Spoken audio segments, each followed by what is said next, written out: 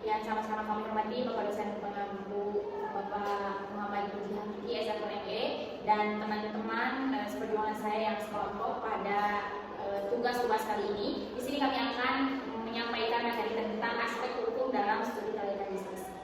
Baik, langsung saja masuk ke dalam pembahasan. Yang pertama ada peran aspek hukum dalam studi kelaikan bisnis.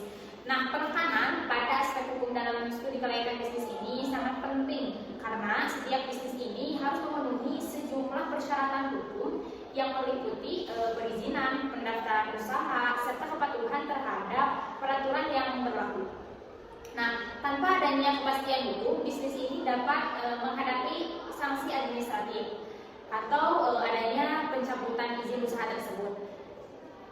Selanjutnya, di sini ada fungsinya sebagai pencegahan konflik dalam bisnis melalui antara yang jelas dan yang mengikat. Jadi ada juga misalnya kejelasan tentang bisnis, kekayaan intelektual, dan perlindungan konsumen yang memberikan batasan-batasan yang menjaga kepentingan semua pihak. Jadi hal ini akan sejalan dengan temuan yang menunjukkan bahwa suatu usaha itu yang memperhatikan aspek hukum sejak awal usaha tersebut dibuka memungkinkan akan memiliki kemungkinan lebih kecil dalam menghadapi pelanggaran dan masalah hukum yang akan ada di masa mendatang. Selain itu juga aspek hukum menyediakan kerangka bagi penyelesaian sengketa yang mungkin tiba-tiba timbul selama operasional bisnis tersebut. Sebagaimana mungkin ada yang menyebutkan atau menguraikan penyusunan kontrak yang jelas dan sesuai ini dengan ketentuan hukum akan memudahkan para pihak dalam menyelesaikan perselisihan tanpa harus menempuh proses hukum yang panjang dan mungkin bisa disebut mahal. Jadi hal ini sangat penting mengingat ya bahwa sengketa bisnis yang berkepanjangan ini dapat merusak citra dan kelangsungan usaha tersebut. Nah, perlindungan hak kekayaan intelektual yang bisa disebut sebagai HKI juga menjadi bagian integral dari aspek hukum dalam studi kelaikan bisnis ini. Disebutkan bahwa HKI ini berperan dalam menjaga inovasi dan daya saing produk tersebut. Dalam studi ini, bisnis yang merancang strategi perlindungan HKI sejak awal bisa lebih terhindar dari sengketa hukum yang terkait dengan hak ciptanya. Nah, dalam praktiknya juga, kajian kelayakan bisnis ini akan memasukkan aspek-aspek hukum secara komprehensif yang dapat memberikan gambaran secara menyeluruh. Nah, kepatuhan hukum dalam aspek ketenaga kerjaan juga ini menjadi variabel penting dalam studi kelayakan ini. Jadi mereka ini menunjukkan bahwa bisnis yang mengambil hubungan kerja ini sesuai ketentuan hukum secara ketenaga kerjaan yang cenderung akan memiliki lingkungan kerja yang kondusif dan mengurangi risiko antara perselisihan. Nah, jadi studi ini juga menggarisbawahi bahwa analisis aspek hukum ini tidak boleh mengabaikan dimensi ketenaga kerjaan sebagai bagian dari kelaikan usaha tersebut. Baik, selanjutnya ada poin yang B yang akan disampaikan oleh rekan saya kepada Ibu bersilakan. Ada dasar hukum, regulasi, dan legalitas usaha. Dalam konteks studi kelayakan bisnis, dasar hukum, regulasi, dan legalitas menjadi fondasi utama yang menjamin kepastian hukum, perlindungan hukum, serta keberlanjutan usaha. Penerapan prinsip hukum sejak tahap awal studi kelayakan bisnis membantu pelaku usaha menghindari potensi pelanggaran, sengketa, atau pencabutan izin usaha di masa mendatang.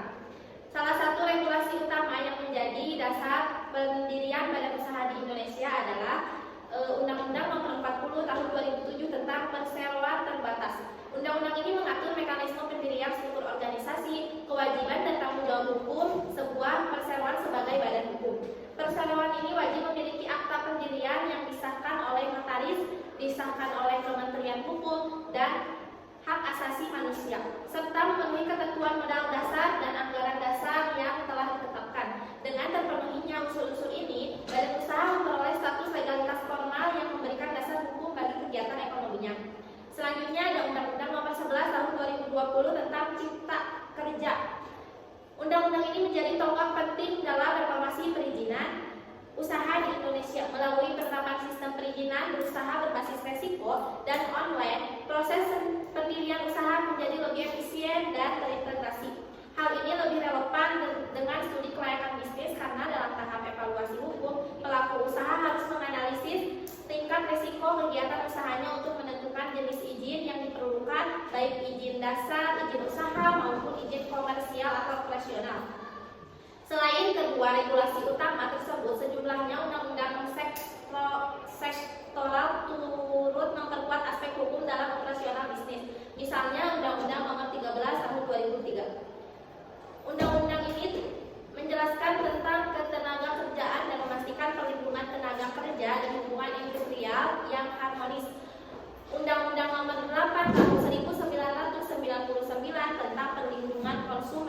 yang mengatur hak dan kewajiban pelaku usaha terhadap konsumen, serta ada Undang-Undang Nomor 20 Tahun 2016 tentang merek dan indikasi geografis yang melindungi hak kekayaan intelektual atas merek, dagang, produk, dan jasa. Dengan demikian, dalam studi kelayakan bisnis, analisis aspek hukum harus mencakup evaluasi menyeluruh terhadap 1. Dasar hukum pendirian usaha, 2. Legalitas formal dan badan usaha, 3. Kepatuhan terhadap peraturan perizinan dan operasional, serta yang terakhir perlindungan hukum bagi tenaga kerja, konsumen, dan hak kekayaan intelektual.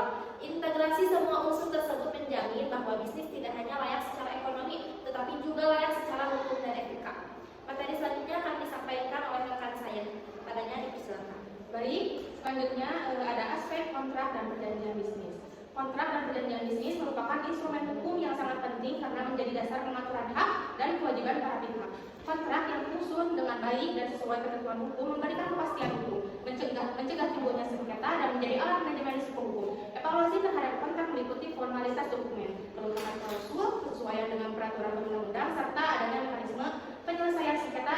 Dengan demikian, perjanjian bisnis bukan sekadar dokumentasi administratif, melainkan bagian integral dari studi kelayakan yang menilai kelayakan legalitas usaha. Dalam konteks bisnis syariah, kontrak atau akad harus memenuhi prinsip-prinsip syariah, yaitu bebas dari riba, gharar, dan maisir. Kesesuaian akad dengan hukum syariah menjadi indikator bahwa perjanjian tersebut sah baik dari sisi hukum negara maupun hukum syariah. Misalnya dalam akad murabahah, kontrak harus mencantumkan harga pokok, margin keuntungan, serta mekanisme pembayaran yang jelas agar transparan dan adil bagi semua pihak. Hal ini memastikan bahwa transaksi bisnis tidak hanya legal secara formal, tetapi juga sesuai prinsip etika dan syariat. Selain itu, penyusunan kontrak yang tepat juga berperan dalam mitigasi risiko hukum. Kontrak yang lengkap dan jelas akan membantu pelaku usaha mengantisipasi potensi uang investasi, keterlambatan pembayaran, atau perselisihan interpretasi perjanjian. Langkah mencegah dapat dilakukan melalui audit kontrak sebelum pendatangan.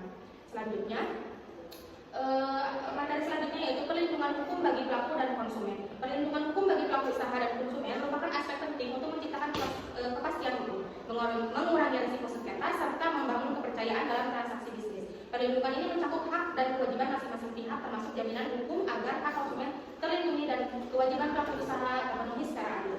Hak konsumen diatur secara eksplisit dalam Undang-Undang Nomor 8 Tahun 1999 tentang perlindungan konsumen, yang menetapkan bahwa konsumen berhak atas keamanan, kenyamanan, keselamatan, dan kepastian hukum dalam memperoleh barang atau jasa.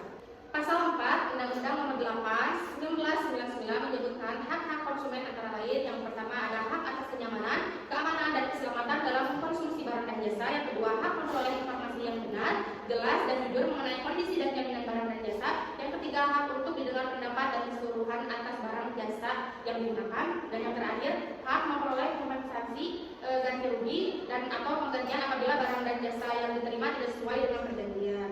Sementara itu, kewajiban pelaku usaha diatur pasal 7 Undang-Undang Nomor 8 1999 yang menekankan bahwa pelaku usaha wajib memberikan informasi yang benar dan jujur mengenai barang dan jasa yang ditawarkan, menjamin mutu barang jasa sesuai dengan peraturan perundang-undang, serta memberikan kompensasi atau ganti rugi apabila terjadi kerugian akibat penggunaan barang dan jasa tersebut.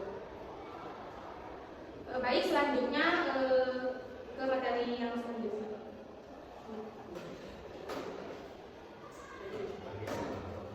Baik, kita masuk ke materi resiko dan kepatuhan hukum. Dalam studi kelayakan bisnis, resiko hukum merupakan salah satu faktor kritis yang dapat mempengaruhi kelangsungan usaha. Resiko hukum muncul ketika pelaku usaha tidak mematuhi peraturan perundang-undangan yang berlaku, yang dapat mengakibatkan sanksi administratif, perdata, atau bahkan pidana. Oleh karena itu, kepatuhan hukum bisa disebut legal compliance menjadi aspek penting untuk mengurangi risiko tersebut serta memastikan operasional bisnis berjalan sesuai dengan ketentuan hukum. Nah, di sini ada beberapa potensi pelanggaran hukum. Yang pertama, pelanggaran kontrak, yaitu tidak memenuhi kewajiban perjanjian dengan pihak lain yang dapat memicu tuntutan ganti rugi. Yang kedua, pelanggaran hak konsumen, misalnya menjual produk cacat atau memberikan informasi yang menyesatkan. Yang ketiga, pelanggaran peraturan perizinan usaha, seperti tidak memiliki izin usaha, izin lingkungan, atau sertifikasi tertentu. Yang keempat, pelanggaran ketenagakerjaan, misalnya tidak membayar upah sesuai ketentuan atau tidak memenuhi standar keselamatan kerja. Yang kelima, pelanggaran perpajakan, yaitu penghindaran pajak atau ketidakpatuhan terhadap kewajiban perpajakan. Yang pembahasan terakhir kita akan mengambil contoh studi kasus yang dimana perkembangan e-commerce di Indonesia semakin pesat, terutama selama 2 tahun terakhir. Platform seperti Tokopedia, Shopee, dan Bukalapak memfasilitasi digital transaksi setiap hari. Namun, peningkatan transaksi digital juga meningkatkan resiko pelanggaran hak konsumen. Misalnya, itu yang pertama, barang yang diterima berbeda dari deskripsi produk. Kedua, pesanan tidak dikirim atau terlambat. Ketiga, mekanisme pengembalian dana dan pengaduan konsumen yang lambat atau tidak jelas. Kasus nyata menunjukkan bahwa banyak konsumen mengadukan masalah ini ke Lembaga Perlindungan Konsumen Swadaya Masyarakat atau LPKSM dan Badan Perlindungan Konsumen Nasional. Nah, e-commerce sendiri yang tidak menyiapkan prosedur pengaduan atau ketentuan pengembalian dana yang jelas dapat menghadapi sanksi hukum berdasarkan Undang-Undang Nomor 8 Tahun 1999 tentang Perlindungan Konsumen. Dalam studi pelayanan bisnis itu sendiri, perlindungan konsumen menjadi aspek hukum yang wajib dianalisis sebelum sebuah usaha e-commerce dijalankan. Hal ini mencakup beberapa hal. Yang pertama, hak konsumen, produk aman sesuai deskripsi dan informasi yang transparan. Kedua, kewajiban pelaku usaha, menyediakan mekanisme pengaduan, pengembalian dana, dan penyelesaian sengketa. Dan yang terakhir, jaminan perlindungan hukum, kepatuhan terhadap regulasi perlindungan konsumen, misalnya Undang-Undang Nomor 8 Tahun 1999, serta integrasi dengan mekanisme internal perusahaan seperti customer service dan tunjangan keuangan. Implikasi dalam studi pelayanan bisnis itu sendiri yang pertama, ada setiap rencana usaha e-commerce harus memasukkan resiko hukum terkait perlindungan konsumen sebagai bagian dari analisis resiko. Kedua, prosedur pengembalian barang, refund, dan penyelesaian sengketa harus ditetapkan dalam SOP perusahaan dan meminimalkan resiko tuntutan hukum. Dan yang terakhir, analisis ini menunjukkan bahwa kepatuhan hukum terhadap hak konsumen bukan hanya kewajiban legal, tetapi juga meningkatkan kredibilitas, reputasi, dan keberlanjutan usaha. Nah, mungkin untuk pembahasan cuma segitu aja. Kita masuk ke kesimpulan. Kami mendapat kesimpulan yang pertama, aspek hukum memegang peran penting dalam studi pelayanan bisnis karena membantu memastikan usaha berjalan sesuai aturan dan mengenali resiko masalah hukum, memahami dasar hukum dan regulasi, serta melengkapi perizinan seperti akta pendirian, IP, dan izin usaha, menjadi langkah awal untuk menjalankan bisnis secara sah. Kesesuaian kontrak atau akad, perlindungan hak dan kewajiban bagi pelaku usaha dan konsumen, serta kepatuhan terhadap aturan hukum membantu mencegah sengketa dan pelanggaran hukum. Dengan demikian, integrasi aspek hukum yang terperinci sejak awal tidak hanya berfungsi sebagai pelindung, tapi juga sebagai pilar strategis yang memperkuat fondasi bisnis. Investasi waktu dan sumber daya untuk memastikan kepatuhan hukum pasca perencanaan terbukti jauh lebih efisien dan bisa menanggung biaya besar akibat sengketa hukum di kemudian hari. Pada akhirnya, bisnis yang dikelola dengan prinsip kepatuhan hukum akan membangun reputasi yang kuat, meningkatkan kepercayaan stakeholder, dan menciptakan lingkungan yang kondusif untuk pertumbuhan yang berkelanjutan dengan memperhatikan semua aspek penting. Bisnis ini tidak hanya legal, tetapi juga aman, terstruktur, dan berpeluang sukses dalam jangka panjang. Mungkin sekian dari kelompok kami. Mohon maaf bila ada kesalahan dalam berkata. Wabillahi taufiq wal hidayah. Assalamualaikum warahmatullahi wabarakatuh.